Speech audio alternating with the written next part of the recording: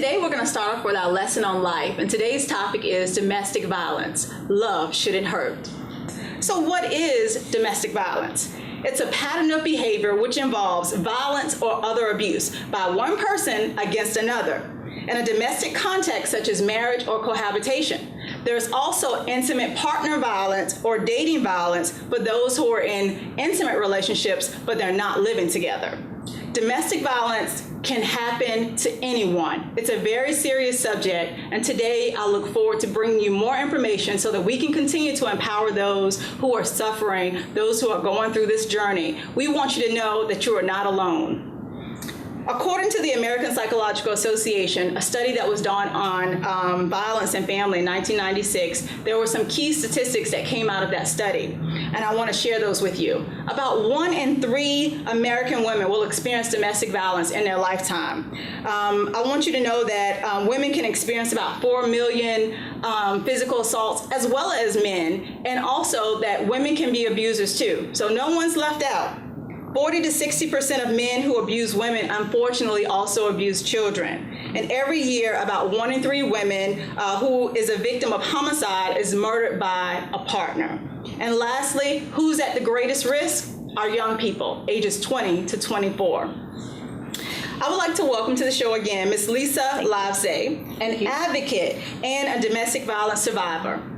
We welcome Lisa, and I want to thank her so much for coming on the show and for sharing her story of empowerment. Thank you. And I just have a few questions for you. I just want to dialogue with you about your experience. And the first, I guess, question I want to ask you is, tell us about the person who abused you. Like, what was he like when you first met? Well, when I met, I was 15. Okay. And he was he was 17, so we were very young. And I was with him for a total of 25 years. Wow. Yeah, we were married for 17. So, of course, we were high school sweethearts, and everything was fine then, but his father was an abusive alcoholic. Okay. So his mother. Right. You know, it starts, in the home and very young. So it's true what you've read and heard, so yeah. Okay, wow. So how long ago has it been since that abuse took place? Oh gosh, it's probably been 10 years now. Okay. Since I've gotten away from it, so. Yeah. Awesome, and we're going to celebrate that some more. Okay. First, I want to take a second just and let people know that domestic violence, it comes in different types. I think most people are familiar with, they hear about physical abuse. Right. But I want people to know that domestic violence can be physical, it can be emotional, it can be verbal, it can be sexual, and it can be economic. I want to give people just a couple of things, and then I want to ask you another question. I want people to know that examples of physical abuse include hitting and slapping, choking, burning, any physical injury. Emotional abuse is designed to confuse and create insecurity in you, stalking, being extra controlling, making you feel like it's your fault. And lastly, making you feel helpless, putting your children or your friends against you and making you feel like you've done something wrong or you're not smart enough or you're not good enough, those type of things. Verbal abuse is those threats, name calling, blaming, criticism. Economic abuse is making you feel like you're financially dependent. Making you feel like, you shouldn't get an education, that you shouldn't get a job, that you shouldn't have your own money, and you don't have any control over your finances. Sexual abuse is 2 things. I don't like to get into too much detail, but you can always look this up. Any unwanted sexual contact and any sexual comments or advances. So those are some of the types of domestic violence or types of abuse that happen. What type of abuse did you find yourself going through? Mine was verbal and physical. Okay. Pretty much. Okay. So the name calling. Oh yeah, all of that, yeah. The hitting. And did those things start right away or? No, not right away. Just over the years it escalated. A lot of times alcohol was involved, when he drank, it was always worse. And, certain, he had anger issues, and of course I was the blunt of his anger most of the time, so. Okay. There's something called the cycle of abuse as well. Sure you know about it. But again, we want to share that part with our audience who are watching as well. The cycle with the tension building, the lack of communication.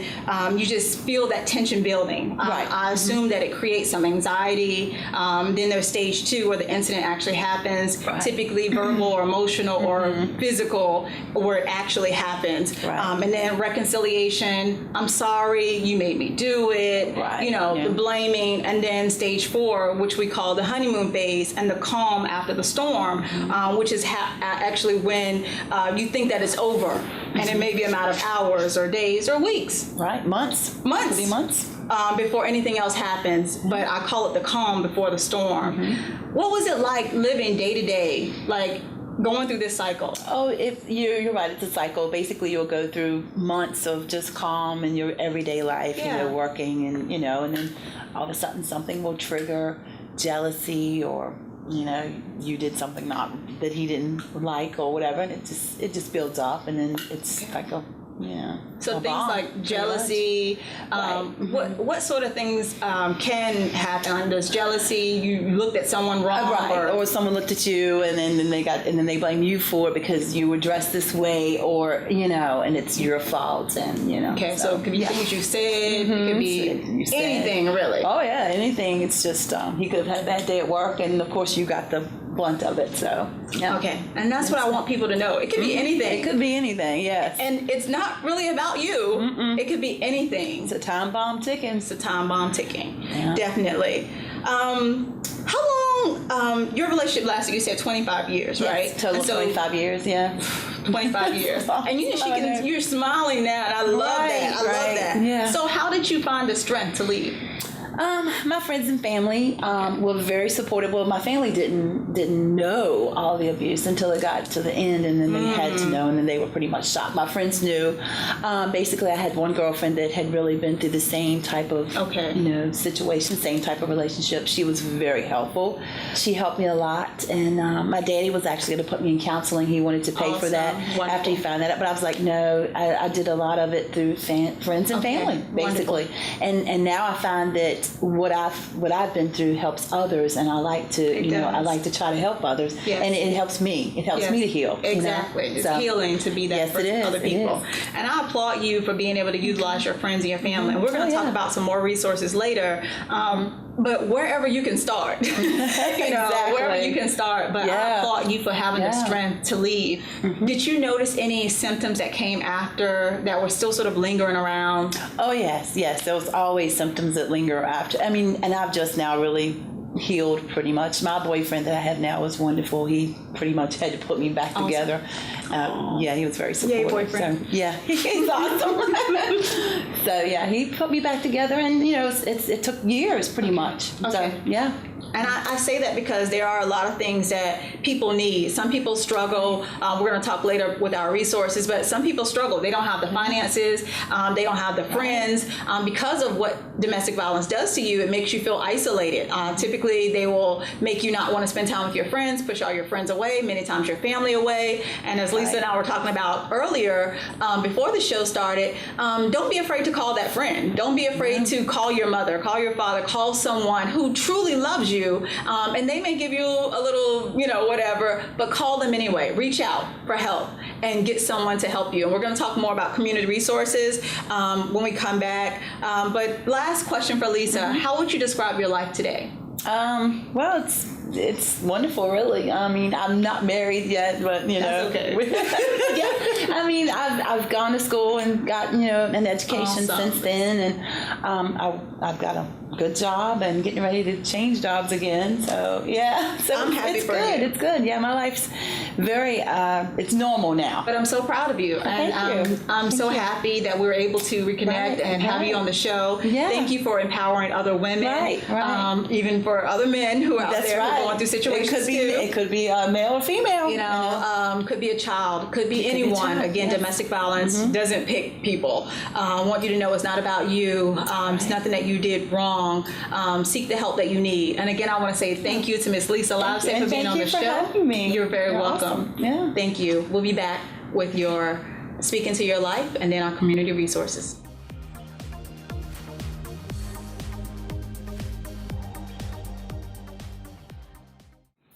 time for me to speak into your life. This segment is really a blend of who I am. I'm a spiritual person. My background is a doctor of psychology, and really I sense things that some people don't always sense. And so for this segment, there are some things that I want to tell you. As I was thinking about this, it came to me to talk about the light in the midst of the darkness. This song kept ringing in my soul, and it's a song that just is a simple song that I learned probably when I was about 5 years old, and it's This Little Light of Mine, and that song just kept ringing and ringing in my head. So as I was writing this, I was thinking light in the midst of darkness. Now earlier we talked about domestic violence, but from this moment on, this segment is for anyone who is going through any type of pain, any type of suffering, who's feeling any type of hurt in their life. Because I want you to know that there is light in the midst of darkness. The first thing I want you to know is that Psalms 30:5 says that weeping may endure for a night, but joy comes in the morning. You may be going through some things in your life right now, and you don't really see any way out, but I want you to understand that there is light in the midst of that darkness. And sometimes when you can't see your way out, I need you to hold your head up. Sometimes when you feel like you're at your lowest level, I need you to pick yourself back up. I need you to understand that weeping may endure for a night, but joy truly comes in the morning. I need you to know that you're stronger than you think. I wrote down some things, so I want to make sure that I say them.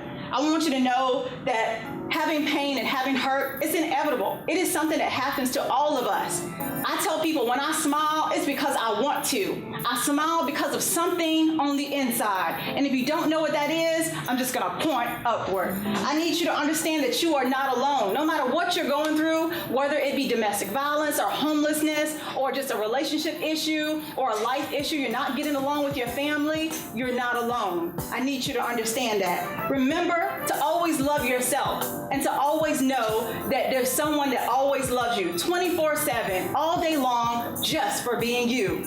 Know that your pain is subjective. Sometimes it's real and sometimes it's perceived. But make sure you understand that it's a pain that you feel, but it's not always true. What do I mean by that? The first thing I need you to understand is that sometimes you don't feel loved.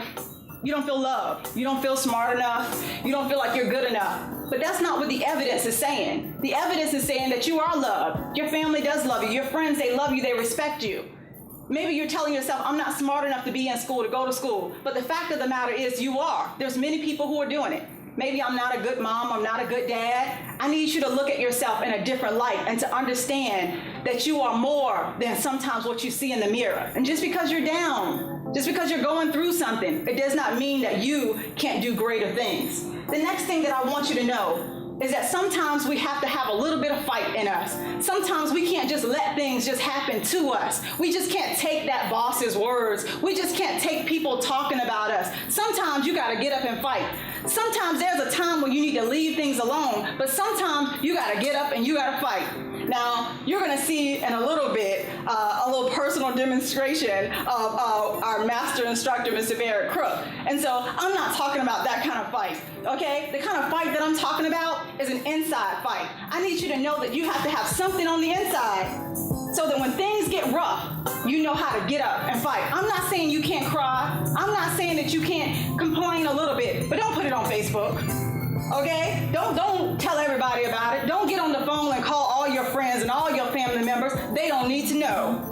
I need you to drop to your knees sometimes. I need you to read a book sometimes. I need you to seek out help from people who want to listen and people who will give you good advice.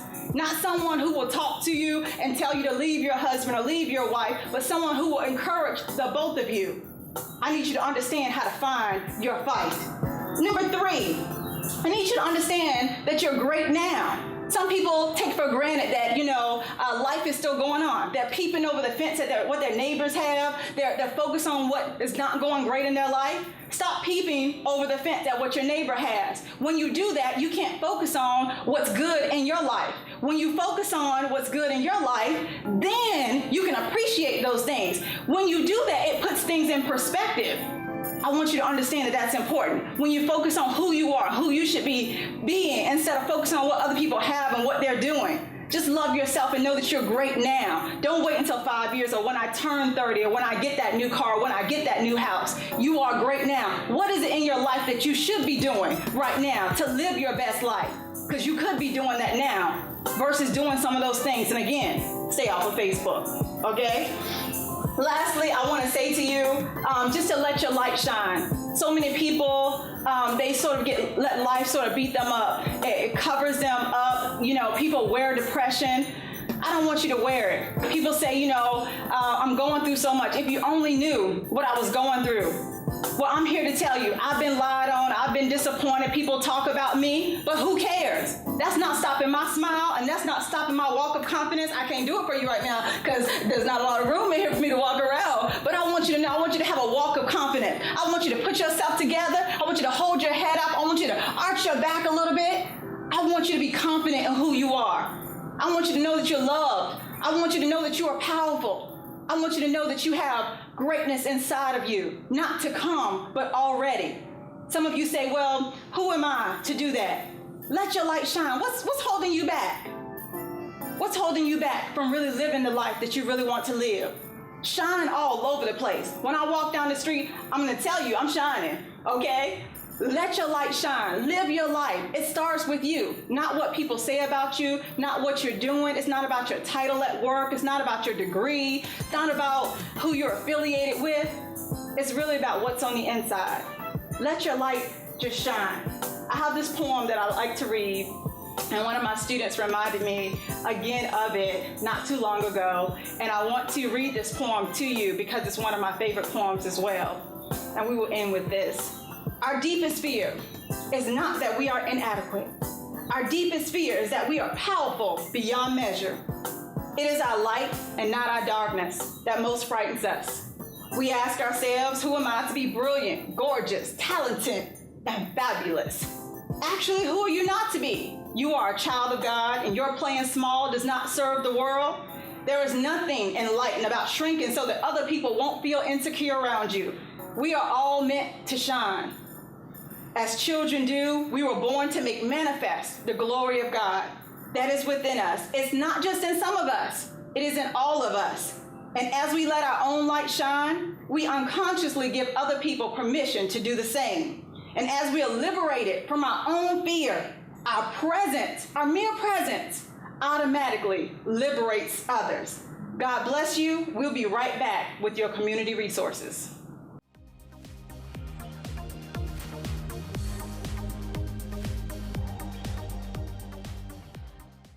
This is our community resources. I'd like to welcome today Mr. Rico Robinson from 4Kids, Ms. Kathy Staten, CEO of My Help, My Hope, and Mr. Barrett Crook, personal and self-defense instructor. Welcome. Thank you. Thank you. Thank you so much for being here. Earlier in our segment, we talked about domestic violence. We talked about trying to empower people to get the resources that they need. And so I'm going to let each of you just share a little bit about the resource that you've brought with you and who you are and what you do and how we can help those who are watching the show. Mr. Rico Robinson, can I start with you? You sure can. Awesome. Tell us a little bit about yourself and 4Kids. I am Rico Robinson, and I am the Education Resource Specialist at 4Kids. My job is primarily to assist the parents in our program with providing the best educational resources and development for all of the children over Norfolk, that Awesome. Region. So I work with the emergency shelter, I work with transitional housing, permanent supportive housing, Beautiful. the whole gamut. So the first, a little bit of backstory about 4Kids. The whole entry process, how the families get into 4Kids. We accept families from all over the region. So not just Norfolk families, families from Hampton, Newport News, Chesapeake, That's good. Portsmouth, Suffolk, everywhere, Western Tidewater. So normally we get a family that enters the emergency shelter. Okay. They call the call center, Okay. and they get on. Unfortunately, sometimes there's a waiting list because there's so many families in need. So they enter the shelter, they get assigned a family case manager, they get assigned me, the education resource specialist for the kids, and we assess the family just to see where they are and give them wraparound services. So employment, housing, therapy, Yes. education for the kids as well as the parents, and just really get them started to rebuild their life so that they can be able to sustain after they leave us at Haven. Our main office is located on 4200 Colley Avenue. The number you can reach us at is 622-6400. But we have 4 kids breaking the cycle of homelessness. Yes. Thank you, Mr. Rico Robinson. Thank you. Now I'm going to go to Ms. Kathy Staten, who is CEO of My Help, My Hope. Can you tell us a little bit about your organization? Oh, yes. I'm the founder of, like you said, My Help, My Hope. It's a domestic violence organization. I'm a survivor myself. Awesome. And that's how I started my organization. Pretty much our mission is to break the silence and eliminate domestic violence. We're advocates for the other shelters here in Hampton Roads. I work with 4 Kids, Samaritan House, Transitions, Geneve Shelter. Wonderful. And we're like advocates for them. We come in for the things that the shelters can't get for the women. For instance, one of my programs is called Operation School Uniform. We reach out to the shelters and we provide uniforms for the children that need to go back to school. We strictly help the shelters in general. If someone outside of the shelters need help, we might, if we have the resources and the funding, we'll go to them. But I mean, just this last school season, we helped 4 kids, some of the women that live in their housing with school uniforms. So we're basically like advocates. But another major thing we do is bring awareness to domestic violence. When I was going through my situation, I didn't know about all these resources. So it's very important for me and the people that work with me to bring awareness to domestic violence. And we do this from city to city on a consistent basis through our Be Silent No More campaign series. We go Norfolk, Virginia Beach, where every 3 months we go somewhere in that time frame and just have a free community event to bring awareness to domestic violence.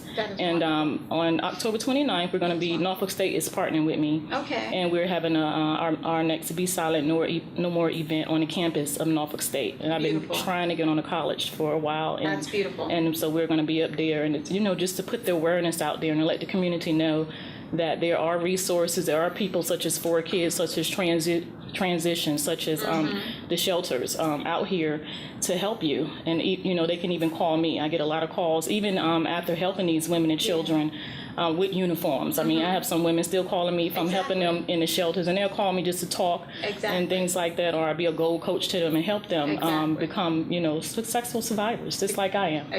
Because you were a genuine source of support for them during their time of need.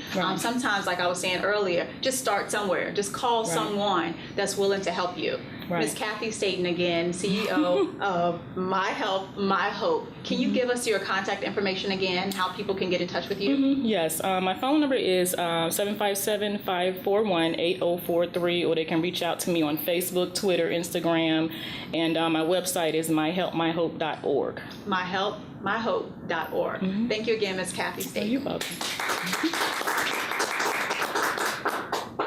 And definitely, last but not least, we have Mr. Barrett Crook. Thank you for having me. I'm so happy that you could join us today. And I asked you to come because I knew you would add a little bit of variety. I've actually taken a self-defense class with Mr. Crook, and he's an awesome instructor. And I wanted to have you here because I wanted you to share yourself as a resource. So I understand you're going to do a little demonstration for us. I'd be happy to. But before we do that, is there any upcoming classes or anything that you would like to share with our audience as far as a resource? We have ongoing classes at Paul DeKalb Community College, self-defense as well as traditional martial arts classes for kids. And basically all of our locations, Isle of Wight County Parks and Rec, these classes run month to month. And they're for all ages, children through seniors. Can you also provide us with maybe a telephone number or a website, somewhere we can reach you? Yes, my phone number is area code 757-377-6626. You can reach me through email at jbcrook@yahoo.com. Wonderful. And we're also on Facebook. Beautiful. Mr. Barrett Crook again. Give him a round of applause. Okay, so we're going to pause for a second, and we're going to have Mr. Crook do a little demonstration for us. All right, initially what we want to do, if we have a situation where we cannot extricate ourselves, not being there is always the best defense, but especially with domestic violence, lots of times we have no no way of extricating ourselves at that particular time. So we want to assume a stance that allows her to defend herself, but give a message of helplessness. Don't hurt me. And that's the posture. She's not assuming a violent posture, but she is ready if I attack. So if I attack with a punch, she's in a position to block this punch. Or say, for instance, I grab her in a choking position, and she will use my size and weight against me.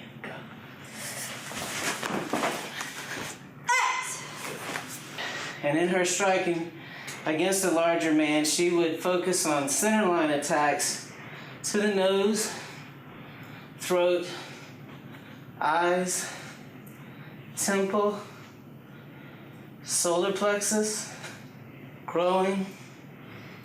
Yeah. Good. Thank you for not doing that. And also the instep, stomping on the feet to get me off balance. Very good. Check. Okay.